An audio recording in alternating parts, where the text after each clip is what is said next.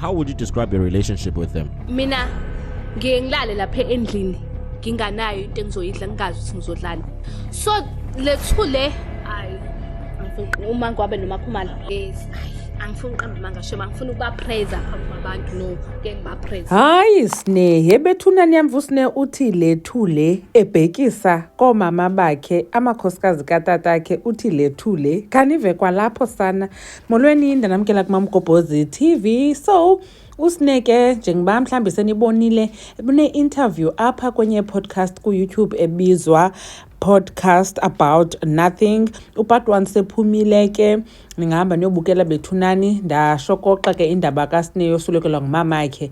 And then ke ngoku uSne uye wangena nakwindaba ye relationship yakhe kunye namanye amakhosikazi katatakhe. Now kuthando nesithembu ke uSne sasibonile uba unjani kunye nabo, wachaza yena abantu avana nabo okanye abakhethayo kumacele kunye nomayeni. Wathi uMakhumalo kunye noMangwabe abekho right bona, kodwa ke zange angene into details uba ithini kanye into, kodwa wanika nje uba bakhathalele bona nabantwana aba bahlala nabo abanandaba kunye naye. Kule interview ke uSne uye wathi go deep, wasivezela ixesha apho awaxabana ngalo noMangwabe over a role I think. Now kenza myeke uSne azithethele ngokwakhe nizivele, sawubuya ke ndigqibezele ivideo. Khona lana xabana khona mhlambe perhaps Mangwabe ifikile kwakhe khona uanto egada kwakhe ke, so ngangifika athi hayi enza itini nelontoza Snake enza itini,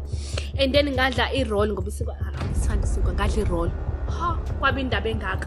Please don't lie. Yo uSneke nimvile uthi yena ebekhe alale engatyanga eMzumbe apho ebehlala khona nabanye omama bakhe, naleke ayibalisayo ye role. Now bathi ke abanye abantu kungenzeka umhlambi kwakuthethiwe ngeza role ba ngeza abantwana besikolo mazingatyiwa, knowing uSneke bathi abantu mhlambi nayo yayazi lonto leyo kodwa mhlambi wayitya i-role, so mhlambi yayilonto eyayithethisa.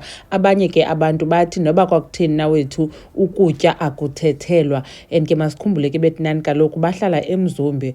Andiyazi ke noba mhlambi i-role zafumaneka kwizipaza shop pha eMzumbe, mhlambi lonto ke ithethisa into ye-role. But ke uSne uyawakhipha ama-file and upart 2 ke sambona xa evelile silsive kakuhle esi story se-role yakhe kunye noMangwabe. Inkosi kakhulu ke bethinani ngokuthi nibukele le video, ndanibona kwivideo elandelayo. Bye.